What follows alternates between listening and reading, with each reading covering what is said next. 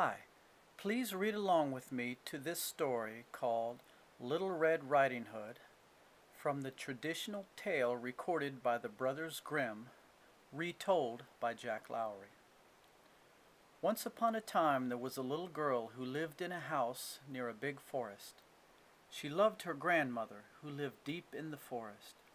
Her grandmother had given her a red cloak with a hood, and the little girl wore the cloak all the time, so everyone called her Little Red Riding Hood. One day her mother said to her, "Grandmother is feeling ill and is too weak to prepare food for herself. Take this food and milk to her so she can have something to eat and drink."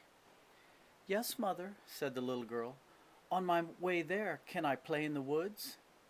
"No, my child," said her mother. "Stay on the path in the woods and don't play around. Go directly to grandmother's house and don't talk to anyone." "Yes, mother, I promise," said the little girl. Little Red Riding Hood, holding a basket of food in one hand and a jug of milk in the other, kissed her mother goodbye and started walking.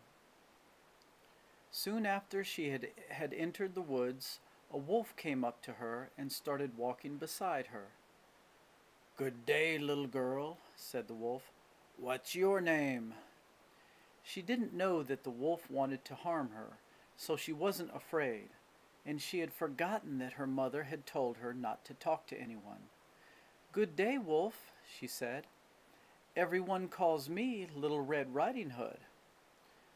"Where are you going this fine morning, Little Red Riding Hood?"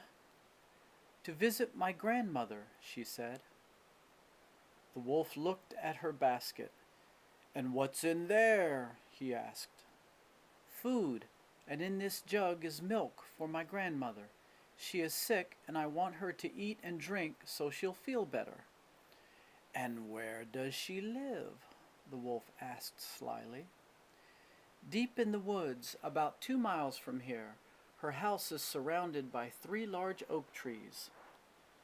The wolf thought to himself, "I want to eat this girl and her grandmother too. I've got to think of a plan to trick them both." He continued to walk with her, and then he said, "Look at all those beautiful flowers over there, and listen to the birds singing. Why do you walk looking straight ahead without enjoying everything the forest has to offer?" She looked around and saw the sun shining through the trees and onto various patches of beautiful flowers. She thought to herself, "Maybe the wolf is right. I can play in the woods for a little while and still make it to grandmother's house without being too late. She loves flowers, so I'll pick her some." She stepped off the path and into the woods. She chased a beautiful butterfly. Then she picked some yellow flowers. She looked around and saw some purple flowers a little farther away. She walked over to them, and after she had picked some, she saw some red flowers even deeper in the woods. "Grandmother will love these flowers," she thought. As soon as Little Red Riding Hood had left the path, the wolf headed straight for her grandmother's house. When he found the house near the 3 large oak trees, he tapped gently on the door.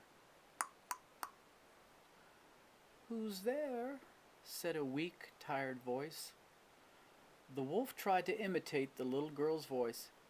"It's Little Red Riding Hood. I have brought food and milk." "Oh, good. Come in, dear. I'm too weak to get out of bed." The wolf pushed the door open so hard it slammed against the wall. He ran over to the grandmother and swallowed her whole. He then put on the grandmother's clothes and her nightcap, and he crawled into bed and waited for Little Red Riding Hood to come. The little girl had lost track of time, and when she had gathered so many flowers she could hardly carry them, she walked back to the path and headed toward her grandmother's house. When she finally arrived at the house, she wondered why the front door was wide open. As she walked through the doorway, she felt something was wrong. She set the basket, flowers, and jug down and carefully approached her grandmother's bed. She wasn't sure what she was looking at. "Oh, grandmother, why are your ears so big?" "The better to hear you with, my dear," said the wolf, trying his best to imitate the grandmother's voice. "Why are your eyes so big?" asked the little girl. "The better to see you with, my dear." "And what a big mouth you have!" The wolf jumped out of bed and said, "The better to eat you with!" And he swallowed the little girl whole. The wolf was so full he decided to lie back down in the bed. He quickly fell asleep and began to snore loudly. A few minutes later, a hunter was walking by the house and he heard the loud snoring. He noticed the front door was open. He took his rifle off his shoulder and carefully walked into the house.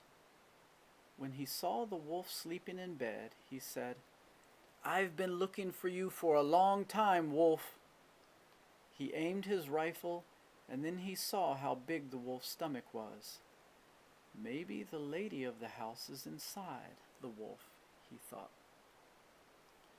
From his coat pocket he took out a pair of shears that he used to trim sheep, and he carefully cut into the sleeping wolf's stomach. The first thing he saw was the little girl's red hood. He cut a little further and she sprang out. "I was so scared," she said. "It's so dark inside the wolf's stomach." "Quick," said the hunter, "go outside and get about 15 stones the size of my fist." She ran out of the house. The hunter turned to the wolf and cut some more. Then the grandmother came out. She was weak and tired, but happy to be alive. Little Red Riding Hood made several trips outside to gather the stones, and she piled them up at the side of the bed. The hunter put the stones into the wolf's stomach and stitched up the cut he had made.